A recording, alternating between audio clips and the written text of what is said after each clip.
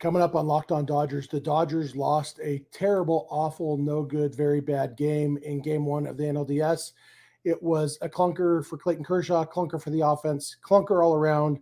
Luckily, it's only one game.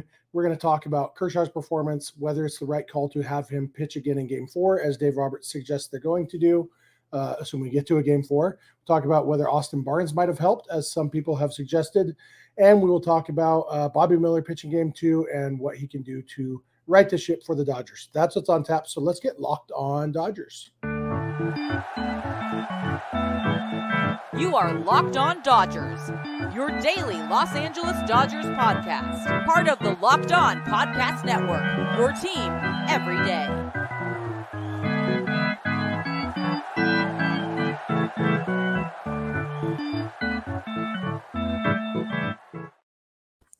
Hey, Dodger fans, this is Locked On Dodgers, part of the Locked On Podcast Network, your team every day. Thank you for making Locked On Dodgers your first listen every weekday morning. Remember, this show is free and available on all podcast platforms and on YouTube simply by searching for Locked On Dodgers. Or even better, go ahead and subscribe wherever you're watching and listening right now. Then you can be an everydayer just like we are. If this is your first time with us, I am Jeff Snider.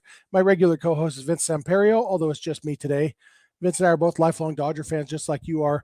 We've also both spent time covering the Dodgers in the press box and the locker room.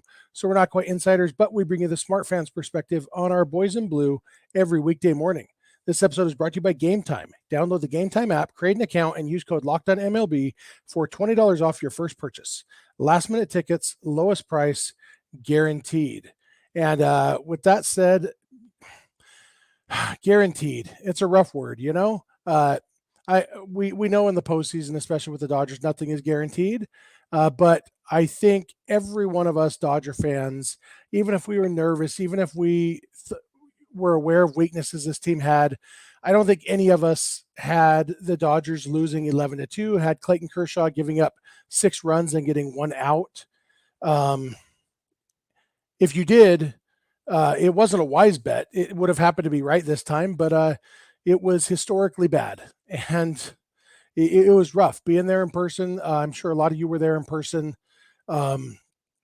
Seeing Clayton Kershaw walk off the mound in the first inning with 1 out of what could be the last start of his career. Like, we're at that stage where every game could be his last. And I'm a huge Kershaw fan, as regular listeners or viewers of this show know.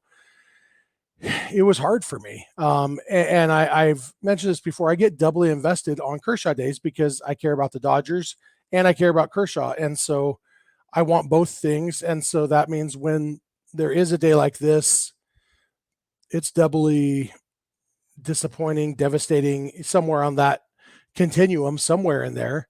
And you know, the game started off pretty rough. The first batter of the game, it should have been a fly out to center. It hit James Outman in the glove. Then it slipped out like a wet banana. And it was, was called a hit. Should have been called an error. Ultimately, I mean, it's the difference between Kershaw allowing 5 earned runs and 6 earned runs, because unfortunately everybody was hitting the ball hard off of him. It was just a rough night for Kershaw. And I'm going to talk more in the second segment about Kershaw, specifically his performance, because I saw some people saying that Austin Barnes should have been catching because Kershaw was pitching. And I have some thoughts on that. So we'll dig more into Kershaw's performance in this particular game. But after the game, Dave Roberts said that Clayton Kershaw is still going to start game 4 if we get to a game 4. And one of the things Robert said, he kind of said, we don't really have another option. And that's it's true. Maybe it's not entirely true. I don't know that they have a better option because we have Emmett Sheehan pitched in this game, came in and pitched 3 innings after Kershaw was done. And then they're using Bobby Miller in game 2. That's 3 of the 6 starter types that they have. Oh, and Michael Grove pitched too, and he only went an inning, and so he's not really built up to be a starter. And so really it's Lance Lynn and Ryan Pepiot left on the roster, and they could go with one of them in game 3 and a regular bullpen usage, and then one of them in game 4. I don't think they're expecting, though, either of those guys, Lynn or Pepiot, to give them more than 4 innings or so. And with games 3 and 4 is the one time this series that there's not a day off between games. It'll be a rough time to have to use your full bullpen, get 5 innings from the bullpen in each of those days. You've got basically 7 or 8 relievers. And so, it would be a risk, especially if the game went to extra innings or something. And so it probably does make more sense to have Kershaw start game 4 if it gets there, especially if the Dodgers can win the next 2 and they're up 2-1. Then you start Kershaw knowing worst case scenario, you got Bobby Miller going game 5. But I really it's hard for me to picture Kershaw being this bad twice in one series. Doesn't mean it can't happen, but it's hard to picture. And I saw a tweet about his Stuff Plus, which is a metric that measures actual quality of different pitches, and it basically said that Kershaw's Stuff Plus since he came back from the injured list was well below average. I think it was at 83, with 100 being average, and that means something. But performance also means something, and the fact is, even with that below average stuff, Kershaw has pitched successfully since then. Hasn't gotten deep into games, but he's been successful when he's been in the games. And I still think that's there. And so if the Dodgers, obviously the key to that is winning the next 2 games so that they can go into game 4, with a chance for Kershaw to get a redemption kind of story, pitch the clincher to head on to the next round. Hopefully the offense would wake up against Merrill Kelly. David Vassay said this on the postgame show. I often subject myself to that when I'm leaving Dodger Stadium. I'll listen to the postgame show on the radio. It's kind of a tradition. Maybe I hate myself. I don't know. We couldn't handle it. We only got 1 or 2 of the phone calls on Dodger Talk before we had to turn it off because that was rough. But Vassay said that in 18 career starts against the Dodgers, this is Merrill Kelly's first win. And we talked before about the Dodgers generally hit Merrill Kelly well. They didn't in this game. Maybe it's the layoff. Maybe it's just a bad game. Who knows what it was, but the Dodgers didn't hit Merrill Kelly. It's hard for me to picture Kershaw being this bad twice. It's hard for me to picture Merrill Kelly being that good against the Dodgers twice in one series. So I'd like the Dodgers' chances in a Kershaw versus Kelly rematch. Obviously, there's some homerism there. Obviously, maybe it's not entirely impartial, which I'm okay with. But once they made the decision for Kershaw to go game 1 and Bobby Miller to go game 2, they were kind of locked into Kershaw also pitching game 4. It would be on regular rest, 4 days rest, which we say regular rest is actually short rest for Kershaw lately, but he only threw 35 pitches. And so even though they were high stress pitches, he should be perfectly fine, ready to go, or as perfectly fine as he was going to be anyway. And, we'll see what happens. But I do think that given the roster, I guess one other option would be if, Caleb Ferguson at one point in game 1, the trainer came out to see him. So, the Dodgers could put Caleb Ferguson on the IL, remove him from the roster. And I guess it wouldn't be the IL, just remove him from the roster for injury, bring up Ryan Yarbrough. And so go with like a Pepio and Yarbrough mix in game 3, and then Lance Lynn in game 4, or even Lynn and Kershaw. They could do that. That would mean that Ferguson wouldn't be eligible for the NLCS if the Dodgers get there, because if you get removed from a playoff roster because of injury, that makes you ineligible for the next round, just to keep teams from trying to game the system. Caleb Ferguson's probably not going to be on the next round roster anyway, depending on who they play. But if it was the Phillies, maybe he's more likely. Against the Braves, it's hard to see both Ferguson and Vesia on the roster. Maybe one of them, maybe neither of them. But anyway, all that said, they have options. You can always, if there's somebody you're not going to want on the roster next series anyway, you can always, especially if it's a legit injury. Something happened with Caleb Ferguson that caused the trainer come out. So there are options, but as of right now, it seems like the best option is for Clayton Kershaw to pitch game 4 if we get there. I'm going to come back in a minute. I'm going to talk about Austin Barnes and the idea that him catching Kershaw might have made a difference. So thanks for making Locked On Dodgers your first listen, and please keep it Locked On Dodgers. Hey, this episode is brought to you by Gametime. Now, Gametime is great if you need to buy tickets to a sporting event, a concert, a comedy show, theater, anything that you need to buy tickets for. Gametime is great because they have the lowest price guarantee, which means if you buy tickets there and then you find tickets in the same row, section and row for less money, they'll refund you the difference plus 10%. It's, you can't lose there. And I mentioned this when I went and saw Nate Bargatze in Salt Lake a couple of weeks ago. I used Gametime, but I also checked every other site, and Gametime was the cheapest anyway. They don't just throw around that word guarantee. They really do make sure they have the cheapest tickets, and it's a great way. So maybe this episode is going to convince you that you want to be in the building for Game 2 of the NLDS tonight. Well, Gametime is great for last-minute tickets. You can get them up to Gametime. That's why they call it Gametime. I just made that connection. Right up to the time of the game, you can get your tickets and get there and watch the Dodgers even up this series tonight. Gametime's the way to do it. So take the guesswork out of buying tickets with Gametime. Download the Gametime app, create an account, and use code LOCKEDONMLB for $20 off your first purchase. Terms apply. Again, create an account and redeem code LOCKEDONMLB for $20 off. Download Gametime today. Last minute tickets, lowest price, guaranteed.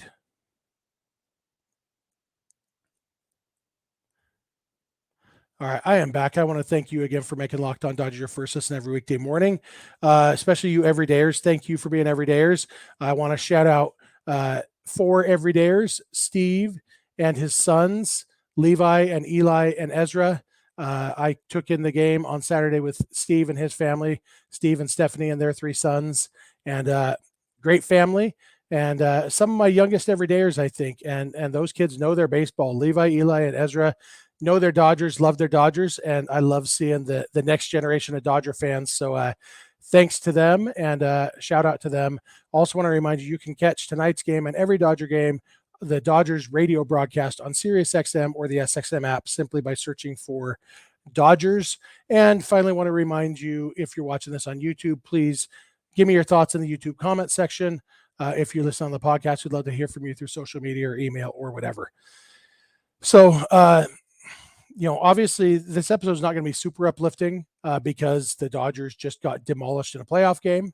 I will have some positivity in the last segment, but this segment I want to talk about. I saw some people on social media saying that Austin Barnes should have been catching, that, thinking that for whatever reason that Clayton Kershaw's struggles had to do with the fact that it wasn't his buddy Austin Barnes behind the plate. It was instead Will Smith. Now, part of the problem with that is that Will Smith was basically the Dodgers' only offense too. He drove in their only 2 runs. He had 2 hits, a single and a triple. He also came close to hitting a double or a home run in a previous at-bat that turned into a flyout. He hit the ball well, looked really good. And so offensively, the Dodgers can't really afford to be without him. But also, I just don't see how it would have made much of a difference having Barnes there. And I'll show you why. If you're watching on YouTube, I'll try to explain it to you if you're just listening on the podcast. But I'm popping up a heat map. This shows all of the pitches that Clayton Kershaw threw in this game on Saturday. And the thing that really jumps out to me is the lack of pitches on the edges or just off the edge of the zone. Like there's a few, but there's a lot of pitches, not touching the edge of the strike zone, in the strike zone. And then there's a lot of pitches well out of the strike zone. And Clayton Kershaw at his best is usually on the edges and just off the edges. He's getting swing and miss just off the edges. He's getting, called strikes on the edges or weak contact. And what we saw on Saturday was Kershaw really didn't get any weak contact. He got foul balls and hard hit fair balls. There was very little swing and miss, and there was very little weak contact. It was all like the one weak contact that you can't, this isn't the interactive map, but if you're looking at this map on YouTube, the one that's kind of middle of the plate height wise, but off the edge of the right side, like the left-handed batter's box side of the plate, that was the pitch that Lourdes Gurriel grounded out on. That was really the only weak contact that Kershaw got, and everything else. There's a lot of foul balls. There's a lot of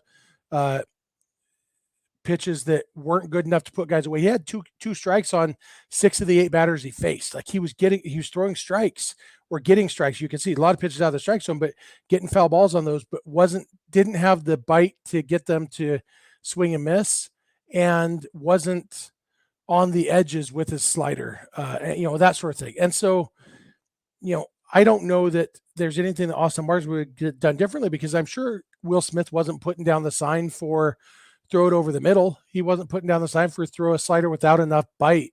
The stuff just wasn't quite there. And our buddy Brandon Johnson asked me, do I think Kershaw might have been tipping pitches? It's always a possibility when you have guys like, we know in Game 5 of the 2017 World Series, when Kershaw didn't get any swing and miss on his breaking balls, that was because the Astros knew what was coming, because they're cheaters. And so nobody's accusing the D-backs of cheating, but if Kershaw was tipping pitches and therefore the D-backs knew what was coming, that could be the result. But when I look at the heat map, I'm like, okay, not saying it didn't happen, but I think this heat map looks a lot different than an elite Kershaw game would have looked. I think he would have been a lot more on the edges in one of his good games. And he does throw a lot of pitches over the plate too, like over the middle of the plate. Yeah, he's always been better than average at getting swings and misses on pitches that people ought to hit. That's part of what's made him great. I don't think he has the stuff to do that anymore. And when you don't have the great stuff, that stuff plus that's below average, your margin of error goes way down. Your ability to absorb, I made a bad pitch, but I got away with it. That doesn't happen when you don't have great stuff. If you make a bad pitch, a good team like the Diamondbacks is going to make you pay. And that's what we saw a lot of on Saturday. There was, okay, I made a good pitch and they fouled it off because it was good, but not good enough. And then they just kept fouling off until I threw a bad pitch and they destroyed it. They hammered it. Pretty much everything they hit off him was hard. And so I don't think that would have helped to have Austin Barnes behind the plate, because whether it was just bad execution or tipping pitches, either way, the catcher really doesn't have much to do with that. And so now I understand the impulse, and I get that people want to find the reason, and it would feel better, if we had known in 2017 the reason that Clayton Kershaw struggled so badly in Game 5 was because the Astros were cheating. You could do something about that. But when you don't have the reason, and it's worse to come up with the reason and have it be the wrong reason than to just not have a reason. And so I think it would be reactionary to just say, okay, Barnes is catching Kershaw next time. Maybe they will, because it would be the second day in a row. But I think the point of days off in the postseason is that a guy who hits like Austin Barnes never needs to start a game at catcher. And maybe if they're up 2-1, maybe, but I mean, Will Smith hit Merrill Kelly and nobody else did. So seems like Smith's going to be in the lineup. I'm going to come back in a minute. I'm going to talk about game 2, which is coming up tonight. I'm going to be there again. Bobby Miller is pitching. We're going to talk about why there is still reasons for optimism and hope in Dodgerland. So thank you again for making Locked On Dodgers your first listen every weekday morning. And please keep it Locked On Dodgers.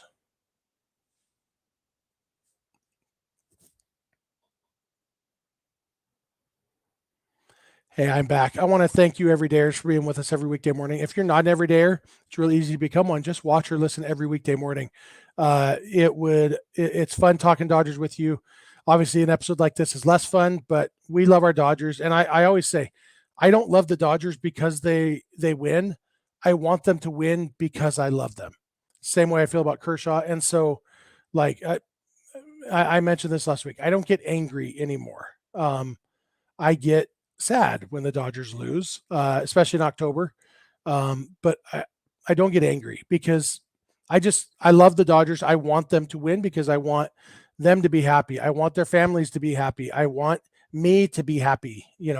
It's once we've committed to this life of caring about sports, it's part of the equation that we get happy when our teams win and sad when our teams lose. So That's what I'm hoping for. If you can't catch the game in person like I'm going to, and if you can't catch it on TV, maybe you don't have TBS or you're doing something else, you can always listen to the Dodgers radio broadcast on Sirius XM or the SXM app by searching for Dodgers.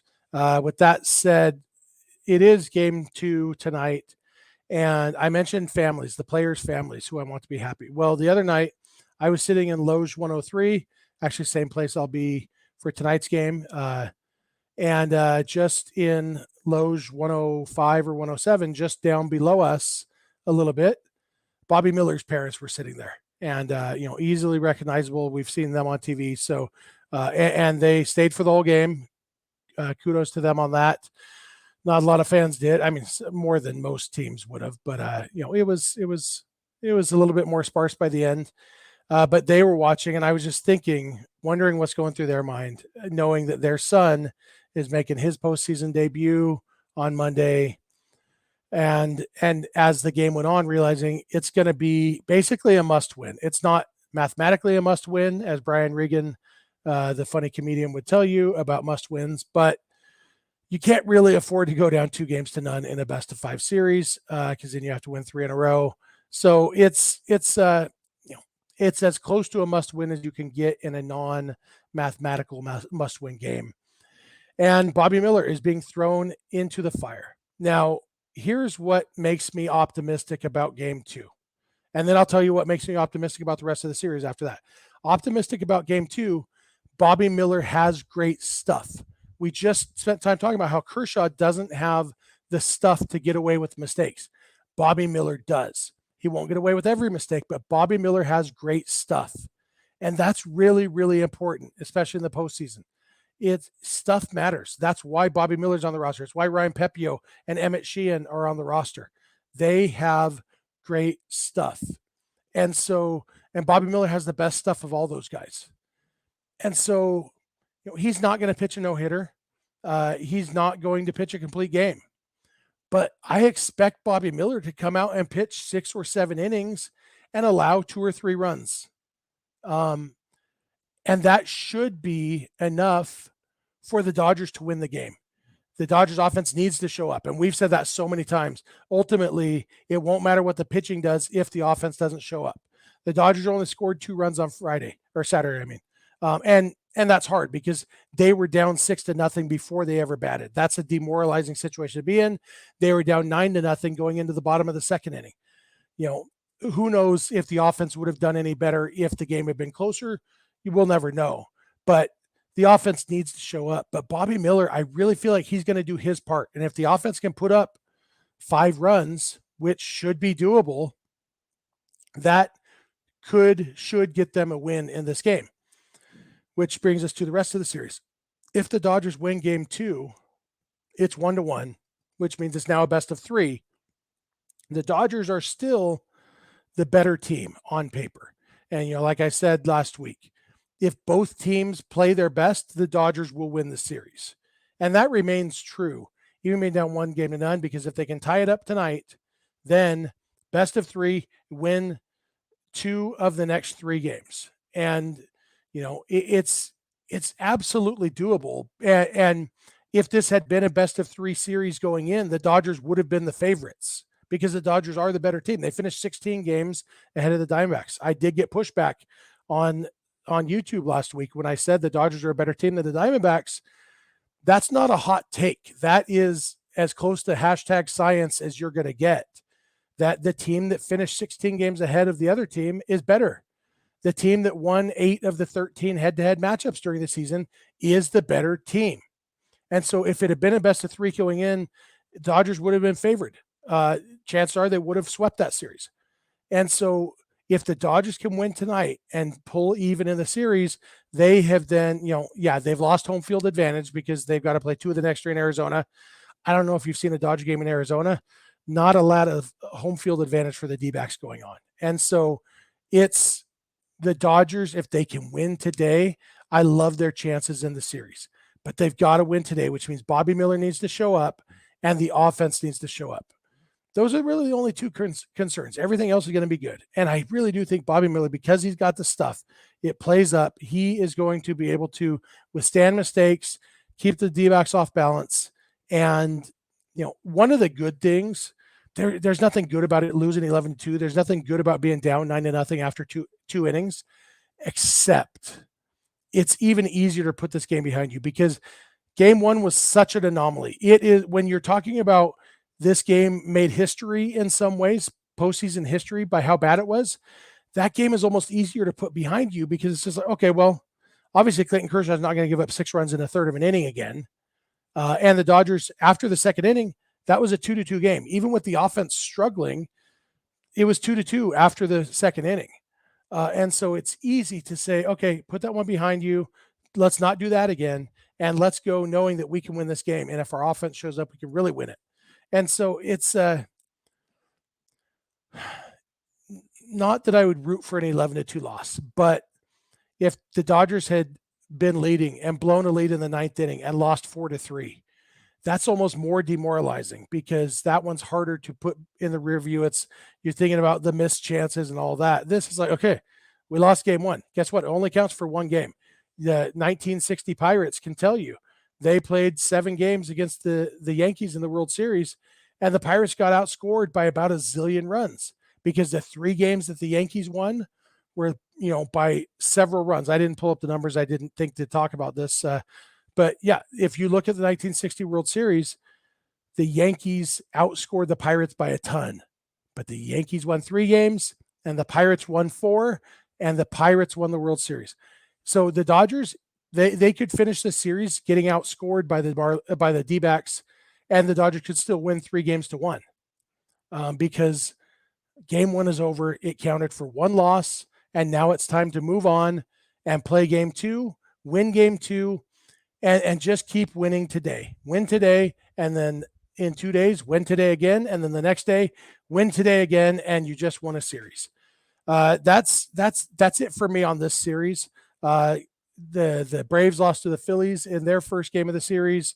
The Astros and Twins are tied 1-1, and the Rangers are up 2-0 on the Orioles. So that's the extent of the playoffs right now. Time for the Dodgers to even up this series and head home to Arizona to win it there and celebrate in the pool, because the DBacks general manager said that the Dodgers would be allowed to celebrate in the pool if they want to, if they win the series in Arizona. Good enough reason to just win the next 3 games, right?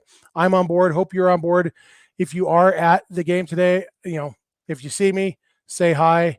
I feel bad. I met a guy who was sitting in section 115 of Loge, 117 of Loge, up near the top the other night. I walked past him and he stopped me and he introduced himself. He said he's an everydayer. I forgot your name. I'm sorry. Send me a message because I would like to know. I feel bad that I forgot your name, but it was good to meet you and your wife looked like. So I love meeting listeners, our everydayers. So if you see me, say hi. I'll be wearing, I don't know. I'll probably be wearing my Dodger jersey that says that Snider on the back. Pretty easy to spot. I'm huge. So, there's a few things that you can spot about me. Anyway, love to see you guys. So let me know if you're there. That's going to do it for me. I think it's going to be just me again tomorrow. Because I think Vince is going to Las Vegas to watch the Raiders lose.